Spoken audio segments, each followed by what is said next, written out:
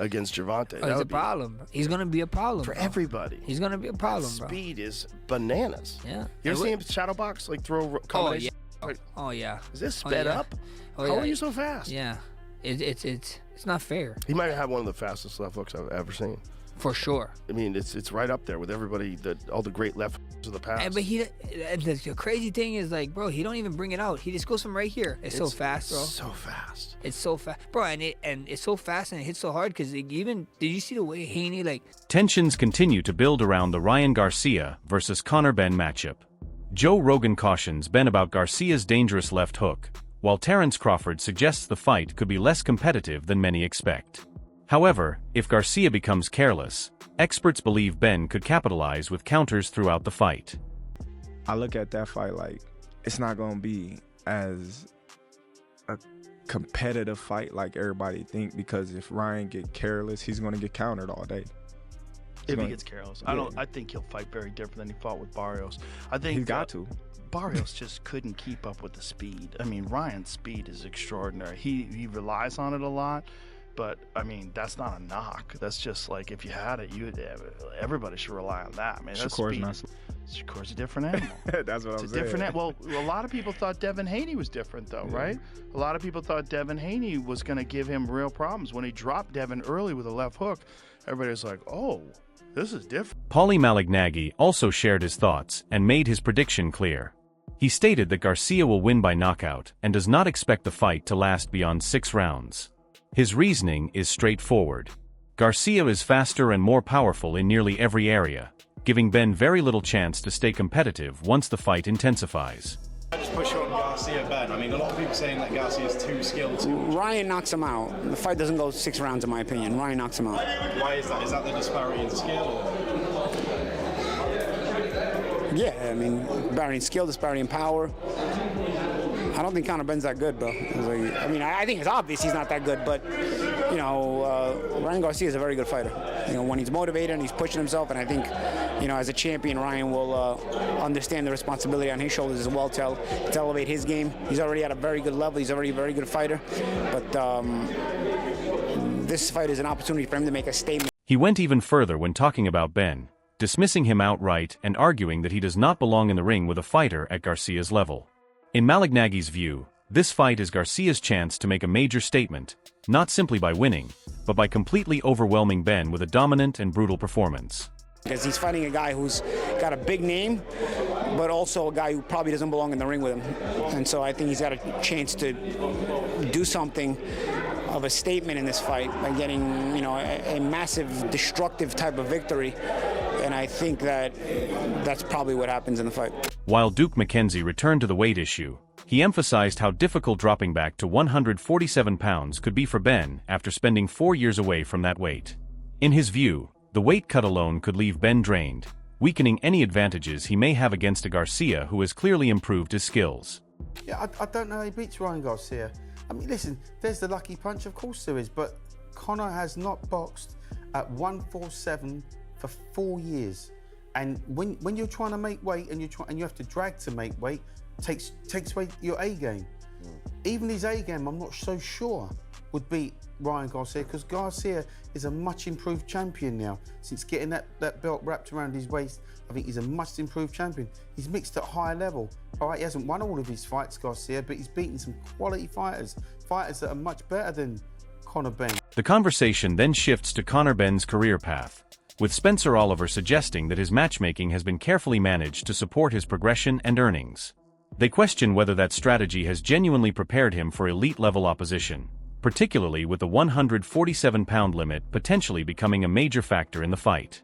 Because the opportunity was there at 147. He was made WBC #1 and he was mandatory there, even though he hadn't made the weight, as Duke said, for 4 years, which was absolutely absurd. But the opportunity was there, the big payday is there, and in Conor Benn's head, he'll be saying, yeah, I can still make 147, but I'm with Duke. The reality is, he made 150 against Regis Prograis. The punch power had clearly left him down at 150 to what it was against Chris Eubank at 160. And, you know, I think dropping that last 3 pounds, as you guys know, making weight and how difficult that is, that last 3 pounds to the normal guy is like losing 3 stone. The focus now turns to Conor Benn's power and whether it can remain effective at 147 pounds. Simon Jordan and Spencer Oliver argue that if Ryan Garcia establishes control early, Ben could blame the demanding weight cut, raising more questions about whether he is genuinely prepared for elite-level competition. They also question whether Ben's power will still pose the same threat at 147 pounds. We all know what happened. Has he got a built-in excuse, Spence? Has he got a built-in excuse, which basically means, and am I being cynical here, because he won't be thinking like this as a fighter, but if he goes down to 147 and Ryan Garcia deals with him, he can turn around and say, I was washed out of this fight at this weight. I thought I could do it. I can't. Notwithstanding it, I had to go. And does he still retain credibility if Garcia does him early? Of course he does, because that's what we're all talking about. Conor Benn not being able to make 147. We saw Eddie Hearn saying it recently. The 147 is the thing that will beat Conor Benn. So of course he's got a get out clause, because straight away I'm coming back at 154. Harlem Eubank also gave his assessment, calling the matchup a clear mismatch and predicting that Garcia will get the job done within 4 rounds. His confidence in an early finish reflects the growing number of voices who believe this fight heavily favors Garcia before it even reaches the halfway point. I think it's come about because of the political sphere of how boxing is at the moment, but in terms of fighting in the ring, it's a mismatch. I expect Garcia to win within 4 rounds. Gareth A. Davies was equally direct, calling this the most dangerous challenge of Ben's career. He expects trouble from the opening bell, with Ben potentially realizing the difference in class around the 5th or 6th round before Garcia ends the fight with a knockout somewhere between rounds 6 and 7. The danger for Conor Benn in this is when that bell rings, he's going to be in a world of trouble. By 5 or 6 rounds, I think he'll find out who he's really in against. I see him being knocked out in 6 or 7 rounds. Surprise me, Conor, and win the fight. But for me, this is the most dangerous fight of his career. Forget the Chris Eubank at middleweight fight. This is the most dangerous fight, and I believe he gets knocked out midway through that fight. Without a doubt, this is the most dangerous fight, and I think it's hard to predict how he goes in this fight because we've never seen him box at this level. Spencer Oliver raised a completely different concern, focusing on the technical demands of the weight cut. He praised Ben's heart, determination, and punching power, but pointed to his drained appearance at 150 pounds as a warning sign, suggesting that dropping to 147 could have serious consequences and leave him unable to cope with elite-level opposition.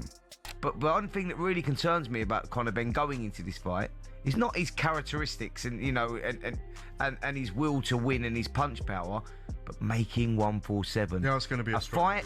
A fighter that's dead at the weight. 4 years. We saw it in his last fight against Regis Prograis, down at 150. Yeah. He looked dead at the weight. Yeah, the punch power wasn't there. Over the welterweight. Yeah, 3 pounds. I know this as a smaller fighter. Making that 3 pounds, losing 3 pounds in fluid is killer. Catastrophic. Yeah, it's so difficult to do, and that will drain him even more. Oliver shifted the focus to Ben's mentality, suggesting that while Garcia is the more established elite-level fighter, Ben possesses a rare fighting spirit that makes him a genuine wild card. His desire to redeem himself and regain the fan support could take him beyond pure technique, relying on the same heart and courage he has shown in previous high-pressure moments. And we've seen nothing to suggest that he can compete at this level, and I think that's where your opinions are coming from, and you're right in saying that, because if you're assessing everything, you say that Conor Benn shouldn't be living with Ryan Garcia because you've got the proven versus the unproven. But one thing we do know about Conor Benn is he's got that DNA. He has, and he showed us that against, all right, it was a weight drain Chris Eubank up at 160, but that first fight, he had to show a lot of cojones. Garcia himself discussed the origins of this rivalry, revealing that Ben has been on his radar for years. With both fighters regarded as legitimate top-tier competitors, Garcia made it clear that he is fully motivated to settle the rivalry where it matters most, inside the ring. Stephen A. Smith also praised Garcia for standing his ground rather than backing down. So what makes you so eager for this fight to happen? Well, I mean, he's been talking for some time. It hasn't even just been recently. It's been maybe a year, 2 years. He actually pulled up on me in London and, tried to fight me, start some trouble at a reward show. So ever since then, he's been on my radar. But since he's #1 and I'm world champion, I said, let's do it. There's no more waiting. Let's just get it on. That's right. I love that. I love the fact that he talks the way that he talks. I love the fact that you don't hesitate to back it up when you have the opportunity to do so. Garcia then addressed the issue of weight, expressing confidence in making 140 pounds while remaining open to moving up to 147 to defend his title in the future. Looking beyond this fight, he emphasized his desire to stay active and continue pursuing high-profile matchups, presenting himself as a fighter determined to help move the sport forward. That from 140 to 147, you're willing to fluctuate and move back and forth as opposed to just moving up and weight or whatever. What's your intent? Well, my intent, look at my strength and conditioning coach, he said that he believes that I can make 140 comfortably. You know, I trust, the people, my team around me. If their opportunity presents itself, I would love to fight Shakur Stevenson, or we could bring Gervonta back, from wherever he's at, resurrect him for, you know what I mean? Like, let's go. I want that.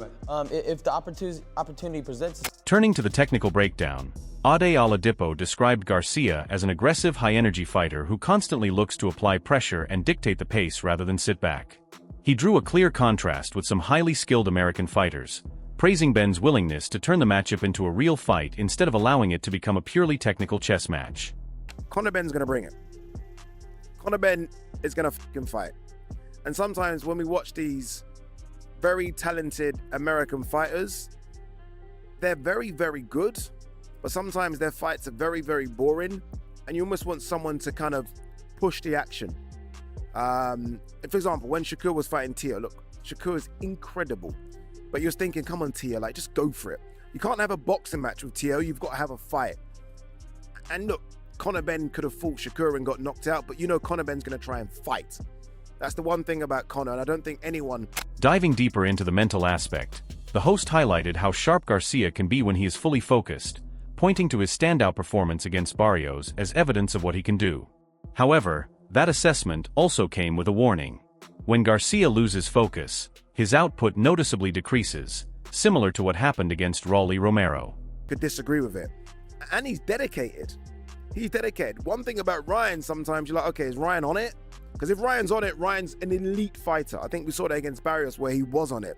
When Ryan's not on it, and somehow his mind is distracted and is elsewhere, performances can look a bit limp, as we saw with Rolly Romero. And if Ryan that fought Rolly Romero turns up, Conor Benn could become world champion.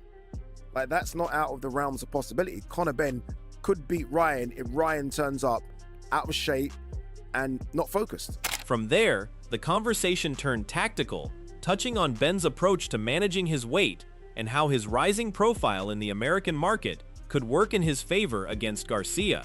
Ade suggested Benn should perform noticeably better this time around, now that he's had more time to settle into and adjust to his current weight class. And by the way, I will say this about Conor Benn. I think there'll be a lot of people that have looked at the Regis Prograis performance and have now judged that, okay, that's the real Conor Benn. No, I do think Conor Benn's going to be a lot better. I think the weight was a massive problem for him. He hadn't been that low in weight for, 2.5, 3 years? I think his body now will get used, or at least has now got used to being that low. And I think if he stays light and then tries to remove the last 10 or 15 pounds 2 weeks prior to fight weeks or a fight night, then I think that'll be better. I do think he's going to be a lot lighter. From there, the conversation shifted to tactics, focusing on Benn's approach to managing his weight and how his growing profile in the American market could benefit him against Garcia. Ade suggested that Benn should perform significantly better this time now that he has had more time to settle into and adapt to his current weight class.